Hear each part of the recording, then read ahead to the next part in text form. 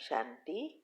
आपका प्रश्न है, मुरली में आज आया कि बंगाल में काली देवी पर बकरा का भोग लगाते हैं। तो क्वेश्चन है कि क्यों उनको ऐसा भोग लगाते हैं?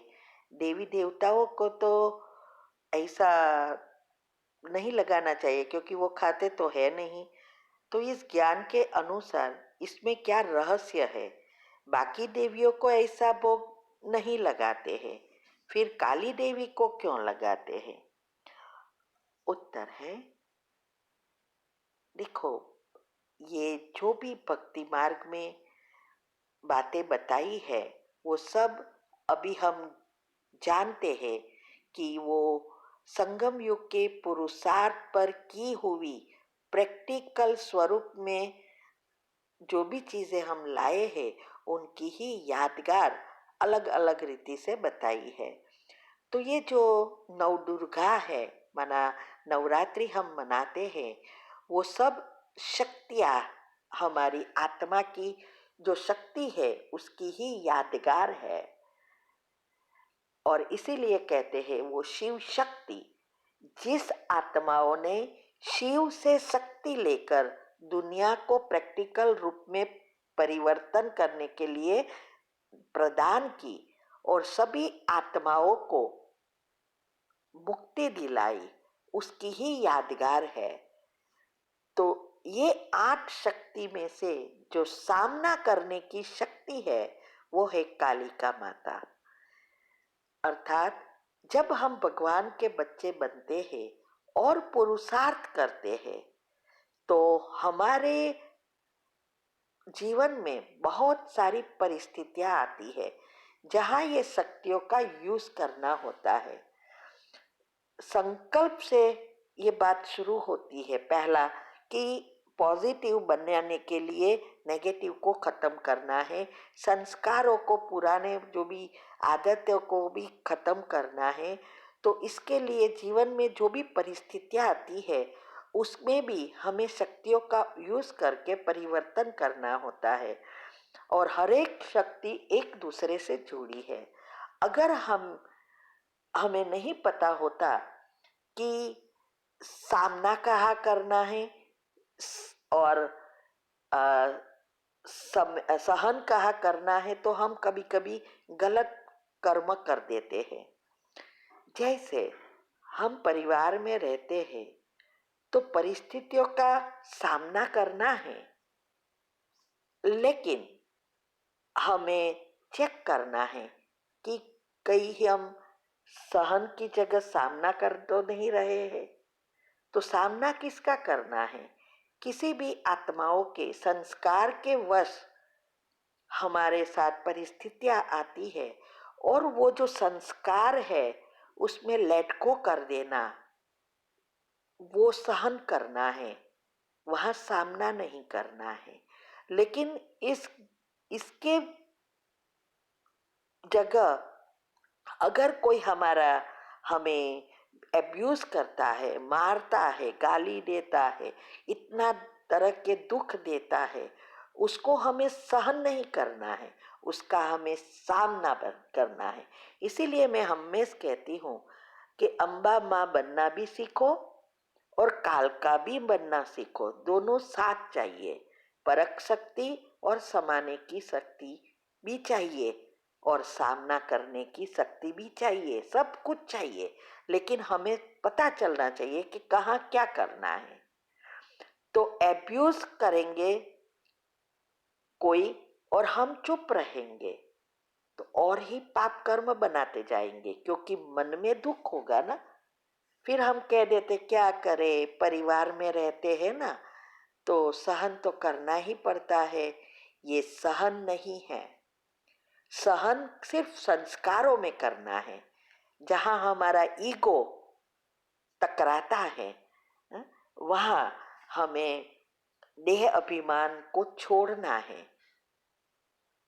बाकी जहां हमें हैरान गति होती है उसमें परख शक्ति यूज करके उसका सामना कर उसको सबक भी सिखाना पड़ता है। तो इसके ही यादगार है कि ये सब करने के लिए, हमारी 8 शक्तियाँ वापस लाने के लिए हमें पहले देह अभिमान छोड़ना, अर्थात मैंपन छोड़ना। मैंने किया, मैं करती हूँ, ये मैंपन छोड़ना, अर्थात गुणों को जीवन में, प्रैक्टिकल जीवन में लाना। हमारे गुण वाले जो संस्कार है, देवी गुण है, वो जीवन में लाना पड़ता है। तो ये जो मैं, तो बकरी क्या करती है? वो मैं करती है और वो शुद्ध शाकाहारी है। तो जब हम शुद्ध शाकाहारी बनते हैं और मैं छोड़ देते हैं, तब हम संपूर्ण देवी बन जाते हैं। तो इसकी ही यादगार है। दुनिया में सोचा कि ये कालिका को बकरी का दान दे दो, वास्तव में देना है क्या? मैंपन, देह अभिमान को छोड़ना है, सारी शक्तियाँ को वापिस लाना है और घर संसार को और दूसरे जन्म को हमें सुधारना है, श्रेष्ठ बनाना है। तो इसकी ही यादगार है। वास्तव में देवियों को ऐसा भोग लगाना नहीं है, वो हमें पता है, लेकिन दुनिया में वो अपने को परिवर्तन नहीं करते हैं, शॉर्टकट ढूंढते हैं और शॉर्टकट ढूंढते ढूंढते और ही पाप कर्म बनते हैं। इसीलिए ये कलयुग का अंत आ गया, क्योंकि इसमें भी, पुण्य में भी आजकल पाप बन रहे हैं। तो इससे वजह से बहुत कुछ इस बातों में गहराई में अगर समझना है तो यूट्यूब पर हमने बहुत सारे टॉपिक रखे हैं। वो टॉपिक अच्छी रीति सुनो, समझो, तब आपको ये बुद्धि का ताला खुलेगा, तब ये बातें समझ में आएंगी। तो वास्तव में अपने आप को परिवर्तन करना है, मैंपन छोड़ना है और हमें देवी संस्कार धारण करना है। तो इसकी ही यादगार ये माँ काली बताई है। उसके एक में सिस्टर शिवानी का वीडियो भी नीचे रखती हूँ। 8 शक्तियों का हमने यूट्यूब पर भी रखा है और उसका ये कालिका माँ का बहुत अच्छी रीति उसने भी समझाया है। मैं यहाँ रिपीट नहीं कर रही हूँ, लेकिन कैसे प्रैक्टिकल जीवन में यूज़ करना है वो नीचे हम डिस्क्रिप्शन में उसकी लिंक भेज रहे हैं, वो भी आप सुन सकते हैं। और साथ साथ ये जो हमारा पुरुषार्थ है, हर चीज को बदलना, इसमें तीव्रता लानी है। दुनिया में भक्ति मार्ग की बातें अभी नहीं सोचनी है, क्योंकि भक्ति में सिर्फ कथाएं है, प्रैक्टिकल कुछ नहीं है। और उसका स्थूल स्वरूप, हमारा पुरुषार्थ का स्थूल स्वरूप वो कर रहे हैं। जैसे अगरबत्ती लगाई, रोज अगरबत्ती करते हैं, फूल चढ़ाते हैं, दिया जलाते हैं, फिर कहते भूत घर में नहीं आते। जिसके घर में रोज दिया बत्ती का होता है तो भी भूत तो आते ही है। लेकिन कौन सा दिया जगाना है? तो कि आत्मा का दिया जगाना है। और जो आत्माओं ने अपनी आत्मा को जगाया और अपना जीवन दुनिया को लिए दिया, अगरबत्ती के समान खुद जले और उसकी सुगंध फैलाई और फूल जैसे कोमल और सुगंधीदार बने। माना हमारे देवी गुण जो ओरिजिनल संस्कार है, वो उसकी सुगंध माना प्रैक्टिकल फूल बने, उसकी ही यादगार रोज भक्ति में होती है।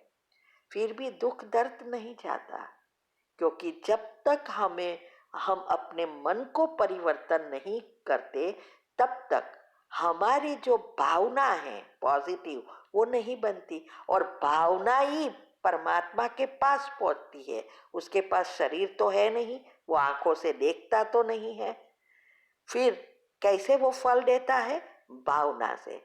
और भावना नहीं पहुंचती, सिर्फ स्थूल रूप करते रहते हैं, तो उसकी प्राप्ति भी नहीं होती है।